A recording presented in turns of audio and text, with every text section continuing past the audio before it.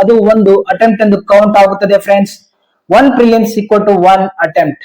ಅಂದರೆ ನೀವು ಕೇವಲ ಅಪ್ಲಿಕೇಶನ್ ಅನ್ನು ಹಾಕಿದ್ದರೆ ಅದು ಕೌಂಟ್ ಆಗುವುದಿಲ್ಲ. ನೀವು ಪ್ರಿಲಿಮ್ಸ್ ಅಟೆಂಪ್ಟ್ ಮಾಡಿದರೆ ಏನಾಗುತ್ತದೆ, ಅದು ಒಂದು ಕೌಂಟ್ ಎಂದು ಕನ್ಸಿಡರ್ ಆಗುತ್ತದೆ ಫ್ರೆಂಡ್ಸ್ ಇವಾಗ ಕನ್ಸಿಡರ್ ಮಾಡೋಣ.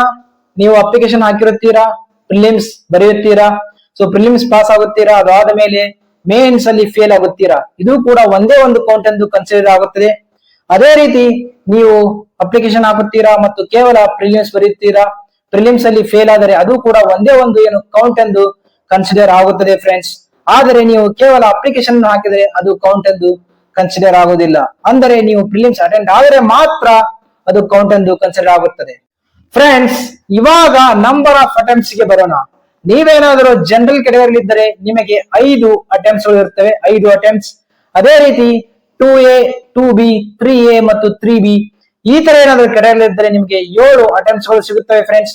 ಆದರೆ ನೀವೇನಾದರೂ SC ಮತ್ತು ST ಕೆಟಗರಿ ಇದ್ದರೆ ಅವರಿಗೆ ಅನ್ಲಿಮಿಟೆಡ್ ಅಪಾರ್ಚುನಿಟಿಗಳು ಇರುತ್ತವೆ, ಅನ್ಲಿಮಿಟೆಡ್ ಅಟೆಂಪ್ಟ್ಸ್ ಗಳು ಇರುತ್ತವೆ ಫ್ರೆಂಡ್ಸ್ ಇಲ್ಲಿ ಮುಖ್ಯವಾದ ವಿಷಯ ಏನೆಂದರೆ ನಂಬರ್ ಆಫ್ ಅಟೆಂಪ್ಟ್ಸ್ ಮತ್ತು ಏಜ್ ಗೆ ಡಿಪೆಂಡೆನ್ಸಿ ಇರುವುದಿಲ್ಲ. ಫಾರ್ ಎಕ್ಸಾಂಪಲ್, ನೀವು ಜನರಲ್ ಕೆಟಗರಿ ಇರುತ್ತೀರಾ, ನಿಮಗೆ ಮ್ಯಾಕ್ಸಿಮಮ್ 5 ಅಟೆಂಪ್ಟ್ಸ್ ಗಳು ಸಿಗುತ್ತವೆ. ಆದರೆ ನೀವು 4 ಅಟೆಂಪ್ಟ್ಸ್ ಟ್ರೈ ಮಾಡಿರ್ತೀರಾ ಮತ್ತು ನಿಮ್ಮ ಏಜ್ ಲಿಮಿಟ್ ಏನಿದೆ ಆಲ್ರೆಡಿ ಕ್ರಾಸ್ ಆಗಿಬಿಡುತ್ತದೆ. ಅವಾಗ ನೀವು 5ನೇ ಅಟೆಂಪ್ಟ್ ಅನ್ನು ಮಾಡಲು ಆಗುವುದಿಲ್ಲ. ಇದೇ ತರ ನೀವು SC/ST ಯಲ್ಲಿ ಇದ್ದರೆ ನಿಮಗೆ ಅನ್ಲಿಮಿಟೆಡ್ ಅಟೆಂಪ್ಟ್ಸ್ ಗಳು ಸಿಗುತ್ತದೆ. ಆದರೆ ಅಲ್ಲಿ ಏಜ್ ಲಿಮಿಟ್ ಕ್ಯಾಪ್ ಇರುತ್ತದೆ ಫ್ರೆಂಡ್ಸ್. ನೀವೇನಾದರೂ ನಿಮ್ಮ ಮ್ಯಾಕ್ಸಿಮಮ್ ಏಜ್ ಲಿಮಿಟ್ ಏನಾದರೂ ದಾಟಿದರೆ ನಿಮಗೆ ಅಟೆಂಪ್ಟ್ಸ್ ಗಳು ಸಿಗುವುದಿಲ್ಲ. ಸೊ ಆದ್ದರಿಂದ ಎರಡು ಬೇರೆ ಬೇರೆ ತರ ವರ್ಕ್ ಆಗುತ್ತದೆ ಫ್ರೆಂಡ್ಸ್. ಕೊನೆಯದಾಗಿ ಕ್ವಿಕ್ ಸಮರಿಯನ್ನು ಹೇಳುತ್ತೇನೆ. General category 5 attempts, 2A 2B, 3A 3B 7 attempts ಮತ್ತು SC/ST ಏನಿದೆ ಅನ್ಲಿಮಿಟೆಡ್ ಅಟೆಂಪ್ಟ್ಸ್. ಆದರೆ attempts not equal to age, attempts ಮತ್ತು ಏಜ್ ಬೇರೆ ಬೇರೆ ತರ ಕ್ಯಾಲ್ಕುಲೇಟ್ ಆಗುತ್ತದೆ.